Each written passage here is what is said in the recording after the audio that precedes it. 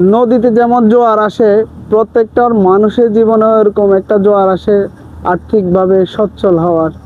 প্রতিটা মানুষেরই ওই সচ্ছলতার যে অর্থ সম্পদ কামিয়ে বড় হওয়া, সাফল্য দেখা পাওয়া, প্রত্যেকটা মানুষের ওই সময় প্রয়োজন যে তার আশেপাশে ভাই বন্ধু আত্মীয় স্বজন পাড়া প্রতিবেশী সবার পাশে এসে দাঁড়ানো এবং তার সাথে সাথে ভালো কাজে অর্থ ব্যয় করা।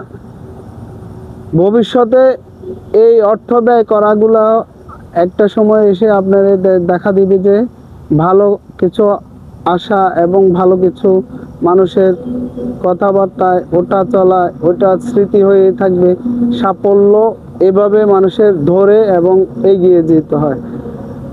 আর বেশি কথা বলবো না, আসলে আমরা সমাজের মধ্যে আমাদের যদি বিত্তবান কেউ থাকেন, অবশ্যই তার অহংকারে দু চার 10 বাড়িতেও ওরকম কেউ থাকতে পারে না, অর্থের অহংকারে।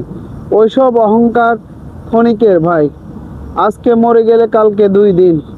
এই সম্পদ দিয়ে আপনি কিছুই করতে পারবেন না। সম্পদ এই দুনিয়াতে রেখে চলে যেতে হবে।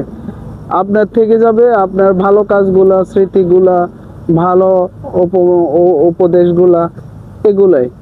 তো আমরা সমাজে যারা আছি বিত্তবান, অবশ্যই গরিব দুঃখী এবং আত্মীয় স্বজনের সকলের সবার পাশে এসে আর্থিকভাবে সহযোগিতা করা, এটা হচ্ছে যে আমাদের মূল নৈতিকতার ভিতরে পড়ে।